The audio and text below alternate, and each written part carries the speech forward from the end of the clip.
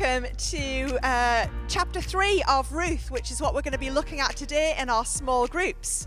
Now then, Ruth, there is an icebreaker question for groups to look at, and I am going to ask you to answer it after the groups have discussed it, so you need to think about it. So the question today is, what is the most valuable thing you own? Now, it's up to you to define what value means. So it could be monetary, or it could be sentimental value. It could be something that's precious to you. It could be something that is unique, or something maybe linked with a memory. So, what is the most valuable thing you own?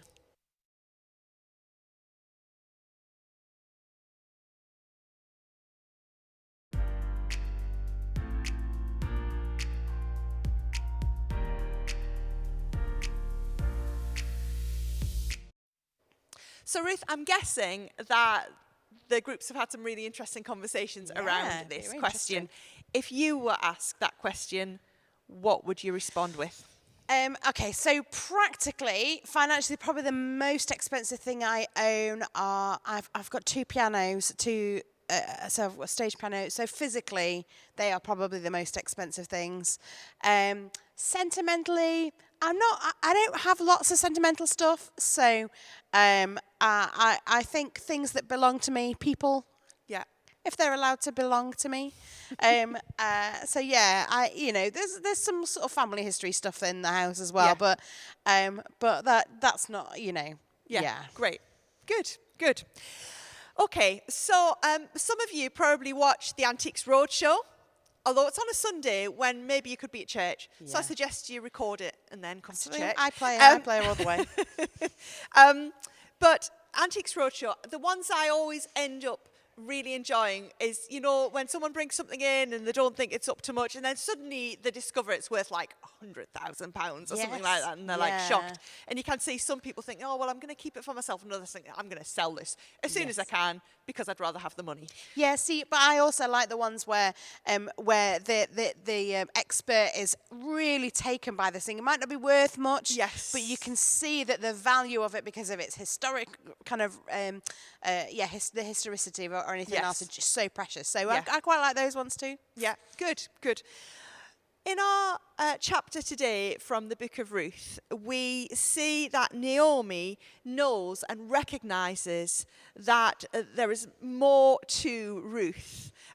She recognizes Ruth's value as a person, as a precious human being. So we'd like to invite you in your groups to read the whole of chapter 3.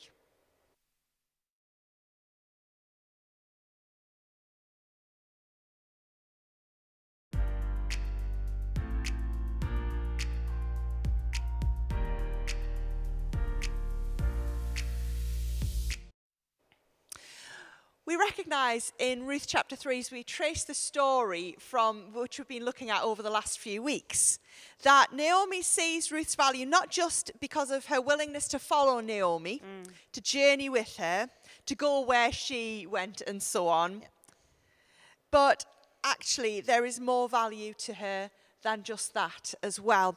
So the culture and the context doesn't always translate well to us today, does it? No. I think that really interesting thing of kind of going where you will go and everything else. But so we've got to that place where we're where Ruth's kind of gleaning in the fields and everything else, and we found that place where Naomi's kind of going, actually, there is more for you than just this. Now we have to be really careful because actually that we don't want to diminish those for whom that life was that was their life.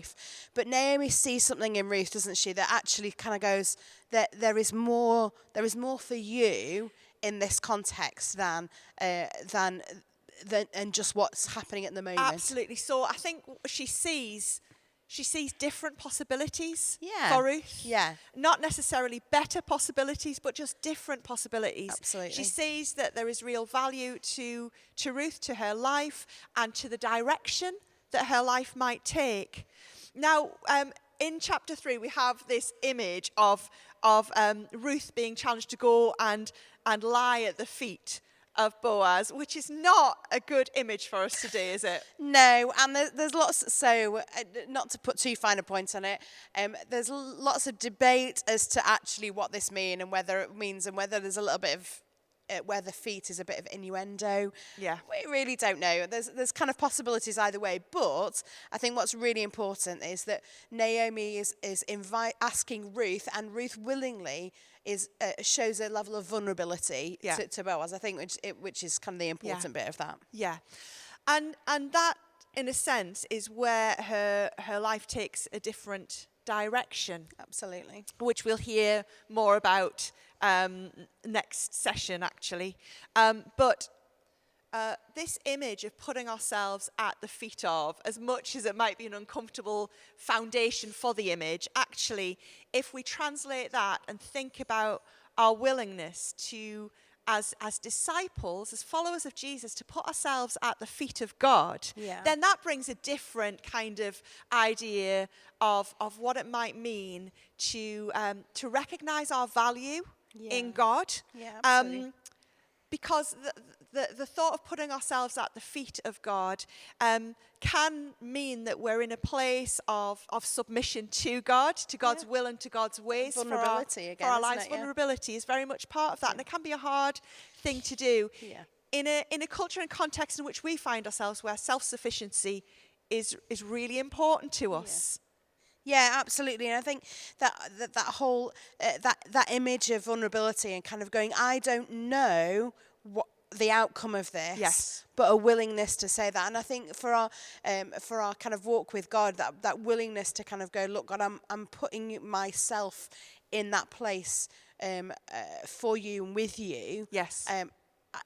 Opening ourselves up for whatever God has in store for us can be quite a scary place for us, can't it? Yes.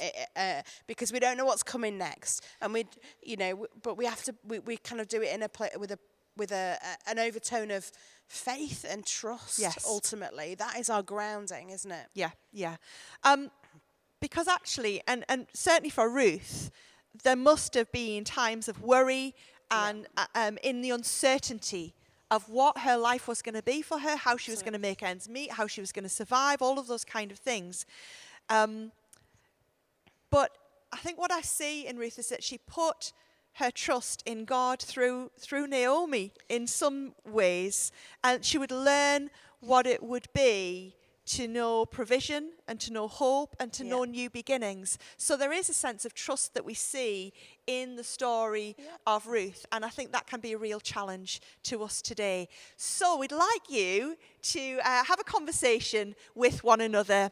There's some questions that will appear on your screen. See where you get to with those questions. See what it looks like to think around value and around fulfilling God's purposes and around trust as well.